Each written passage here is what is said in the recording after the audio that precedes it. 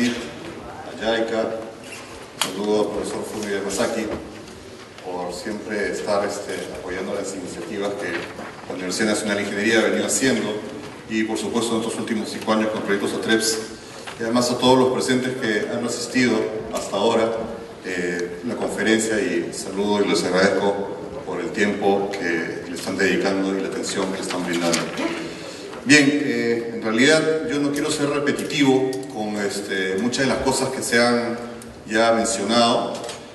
Solamente esta es una presentación muy breve sobre el marco general de lo que se viene haciendo en términos de las políticas gubernamentales en materia de gestión de riesgo de desastres. Obviamente esta no es una presentación técnica, ni está referida a los estudios, ni qué es lo que hay que ir implementando en materia de investigación. Simplemente habla sobre cómo vamos y hacia dónde vamos en materia de gestión de riesgo de desastres, y cómo el país está entrando en un proceso de planificación, digamos, con una ruta certera respecto a la gestión de riesgo de desastres. Siguiente, por favor. Bien, ya se ha mencionado anteriormente, pero es importante recordar que la gestión de riesgo de desastres, si bien es cierto, tiene un antecedente histórico desde cuando ocurrió el gran sismo en Huaraz, con el centro en Chimbote, que generó inclusive el deslizamiento del avión en Yungay, generó la creación del Sistema Nacional de Defensa Civil en el año 72, 2 años después del sismo del 70.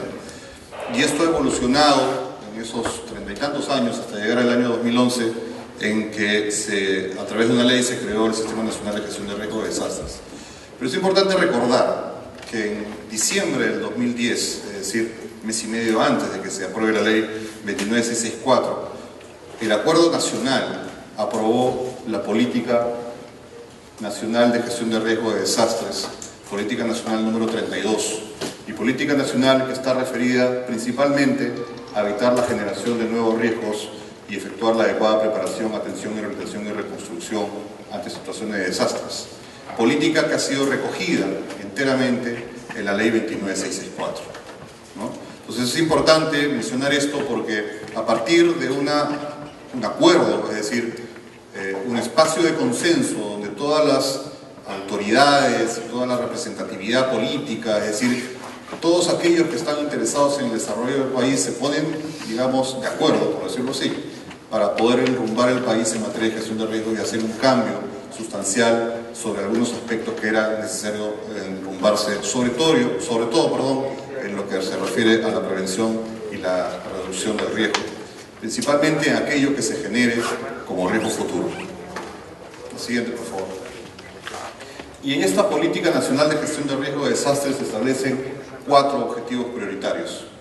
Objetivos prioritarios que son, digamos, la parte sustancial de lo que más adelante está constituido como el Plan Nacional de Gestión de Riesgo de Desastres.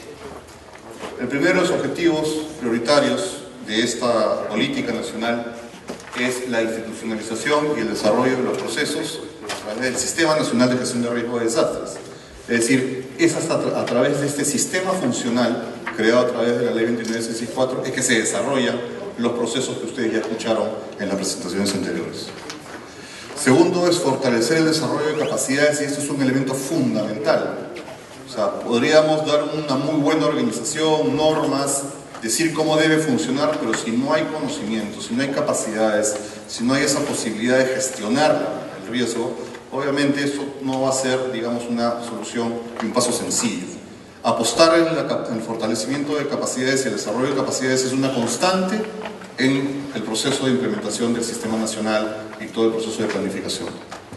La incorporación de la gestión de riesgo a través de la planificación del desarrollo tiene este énfasis en lo que había mencionado hace un rato de evitar la generación de nuevos riesgos. No podemos hablar de planificación del desarrollo si no incluimos la gestión de riesgo de desastres. Esa es la premisa. El Perú tiene que enrumbarse hacia un desarrollo sostenido, un desarrollo que obviamente también tiene que recoger mucho sobre las condiciones de estabilidad económica que estamos en estos momentos teniendo, pero esto no puede ir de espalda a lo que es la reducción del riesgo, evitar riesgos futuros, estar preparados frente a la posibilidad de que ocurran emergencias y desastres.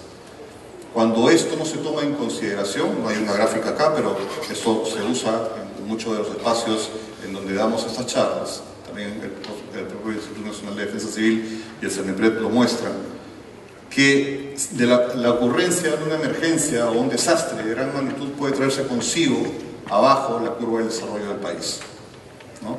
Si no se prevé en condiciones previas a la ocurrencia de una emergencia como de reducción, prevención, etc., lo que habíamos planificado en el tiempo en términos de crecimiento económico se puede venir al suelo con un desastre donde la planificación no se tuvo en consideración frente a lo que es evitar el riesgo y por supuesto reducir y controlarlo. Y finalmente, el cuarto objetivo es el fortalecer la cultura de prevención. No solamente estamos hablando de capacidades de autoridades, sino la propia población. Y aquí es donde nace casi todo el problema, ¿no? Cómo es que las personas identifican que eso es un tema que también les atañe a ellos y cómo se contribuye y se colabora para poder evitar estas condiciones de exposición y de vulnerabilidad. La siguiente, por favor.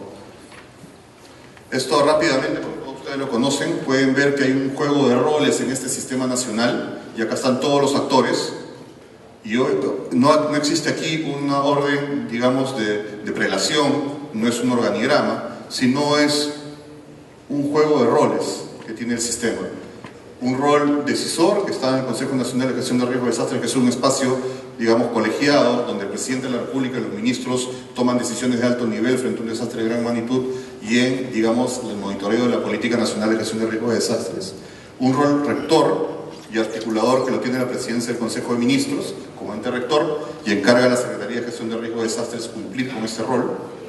El rol técnico asesor, que lo tiene el CENEPRED y el INDECI en los procesos que ya ustedes han escuchado, y además se suma a este rol el CEPLAN, el Centro de Planificación Estratégica Nacional, en el componente obviamente de planificación. El rol ejecutor, que ya se ha mencionado, que los tienen los niveles locales donde ocurren las emergencias y los desastres, quienes son los que ejecutan la gestión de riesgo de desastres, y también los sectores. El rol financiero, que donde se establece que el Ministerio de Economía y Finanzas es quien conduce y define la estrategia de gestión financiera. Y acá aparece el rol promotor.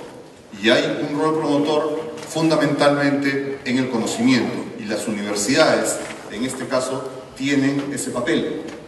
Es aquí donde se desarrolla justamente el conocimiento, la investigación y cuáles son esas alternativas de solución que tenemos para, por ejemplo, hacer reducción de riesgo, hacer prevención, prepararse, tener instrumentos adecuados para la gestión.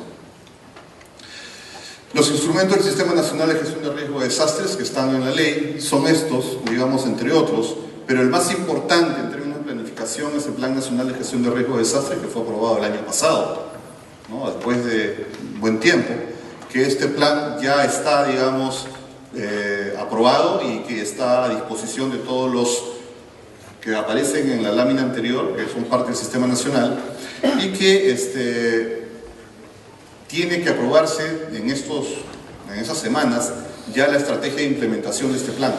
Porque este plan, que tiene un horizonte al 2021, que es el mismo horizonte que tiene el plan bicentenario, tiene que desarrollarse, tiene que aplicarse, tiene que llevarse a cabo. Y para eso, cuando se aprueba este plan nacional el año pasado, se encarga que a través de una resolución ministerial se apruebe la estrategia de implementación. Una estrategia de implementación que recoge una línea de base, un punto de partida, para ver cómo vamos a ir mejorando en el tiempo con ese horizonte inicial al 2021. La estrategia de gestión financiera del riesgo de desastres, que ya la explicó Vladimir en la presentación anterior. Los mecanismos de coordinación, decisión, comunicación y gestión de información en situaciones de impacto de desastres, que son los mecanismos que se manejan en la gestión reactiva. Y el Sistema Nacional de Información para la Gestión del Riesgo de Desastres, que a este momento todavía sigue siendo una tarea pendiente porque es un tema bastante complejo, pero que tiene que llevarse a cabo a la brevedad.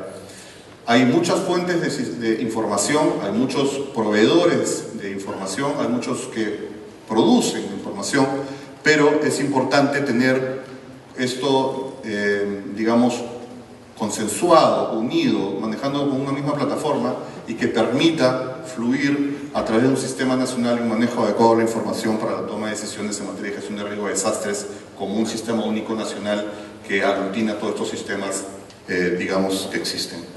Siguiente. Y esto es un poco la idea y la lógica del Plan Nacional de Gestión de Riesgo de Desastres. Es cambiar un poco la ruta, ¿no? Si nosotros tenemos un escenario tendencial hacia donde íbamos en materia de gestión de riesgo de desastres con el crecimiento económico, con las cosas que veníamos haciendo, con nuestros niveles de vulnerabilidad y exposición, pues íbamos a llegar a un escenario que en el 2021 tendría, pues, en términos de desarrollo sostenible, un horizonte un poco favorable. Lo que se quiere con el Plan Nacional es elevar este horizonte, cambiar en términos de desarrollo sostenible y la reducción de la vulnerabilidad al 2021 este nivel. Y por supuesto, este Plan Nacional tiene una serie de objetivos estratégicos y acciones estratégicas que están en su definición de misión y con esa visión de poder hacer una sociedad mucho más segura y resiliente a los riesgos en el tiempo. Lo siguiente. Tiene 6 objetivos estratégicos. Estos 4 primeros objetivos estratégicos están relacionados enteramente a los procesos de la gestión de riesgo de desastres, si ustedes se fijan bien. El primero de ellos es el desarrollar conocimiento del riesgo de desastres, está dedicado y enfocado al proceso de estimación del riesgo. El objetivo estratégico 2, que es evitar reducir las condiciones de riesgo en los medios de vida, está dedicado al proceso de prevención y el de reducción del riesgo. Ya van 3. El objetivo estratégico 3, desarrollar capacidad de respuesta a emergencias, está dedicado a 2 procesos, al proceso de preparación y el de respuesta. Y el objetivo estratégico 4, fortalecer la capacidad para la recuperación física, económica y social, está dedicado a los procesos de rehabilitación y reconstrucción. En estos 4 objetivos estratégicos del plan están centrados los 7 procesos de la GRD. Pero los otros 2 objetivos estratégicos están dedicados a la institucionalidad, a la capacidad y a la población. Es decir, no estamos dejando con el plan de lado a aquellos que son los actores principales en la parte ejecutiva de la gestión de riesgo de desastres, ¿no? El objetivo estratégico 5, que es fortalecer las capacidades institucionales para el desarrollo de la gestión de riesgo de desastres, y aquí está, digamos, los niveles de los 3 niveles de gobierno de la gestión de riesgo de desastres, el nacional y el subnacional, y además el desarrollo de la gestión de la continuidad operativa del Estado. Hay muy pocos que de repente han escuchado de esto. Hace muy poco tiempo, es decir, una semana y un poco más, que se ha aprobado una resolución ministerial que permite desarrollar los lineamientos para la gestión de la continuidad operativa del Estado. ¿Y qué significa la continuidad operativa del Estado? Es la no interrupción del servicio público, es decir, cómo los ministerios, las entidades del nivel nacional y del nivel subnacional, como los gobiernos regionales y locales, continúan funcionando luego de una emergencia en el nivel que corresponde. Y esto de la continuidad operativa es fundamental para la recuperación. No es un plan de contingencia, no es un plan de operaciones de emergencia, es saber cómo hago para no interrumpir el servicio que brindo. Ustedes se imaginan que el Ministerio de Economía y Finanzas, después de un desastre donde se corta los servicios, la conectividad, la luz, etc., se quede 3, 4 días o una semana sin funcionar. No hay forma de que fluya caja, no hay forma de que haya presupuesto para las autoridades, ni que haya manera de poder contratar bienes y servicios con plata del erario público. Entonces lo que se hace es que eso no se interrumpa. La no interrupción está motivada aquí en el desarrollo de la gestión de la continuidad operativa del Estado, que les invito a que revisen, que es la resolución ministerial 028-2015 de la Presidencia del Consejo de Ministros, que está publicada en la página web. El objetivo estratégico 6, fortalecer la participación de la población y sociedad organizada a través del desarrollo de una cultura de prevención, tema que no se está dejando de lado, entendiéndose como la prevención o la cultura de prevención, la aglutinación de todos los procesos de la gestión del riesgo de desastres, no solamente este que se llama prevención del riesgo. Esta cultura de prevención incluye, por ejemplo, estar preparado para las emergencias, saber cómo reaccionar después en el proceso de rehabilitación, hablar, por ejemplo, sobre el conocimiento del riesgo, todo lo que esté alrededor de la GRD en la población, la motivamos a través del desarrollo de una cultura de prevención. No solamente estamos hablando de prevención, sino de todos los procesos. La siguiente.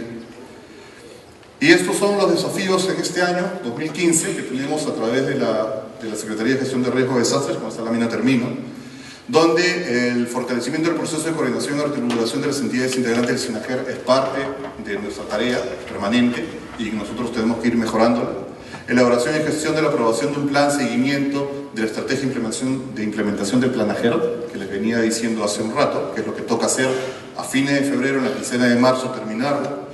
Elaboración y gestión de la aprobación del lineamiento de continuidad cooperativa del Estado, que ya la hemos definido a través de la resolución ministerial y ahora le toca a los sectores del nivel nacional y además del nivel subnacional aprobar su plan.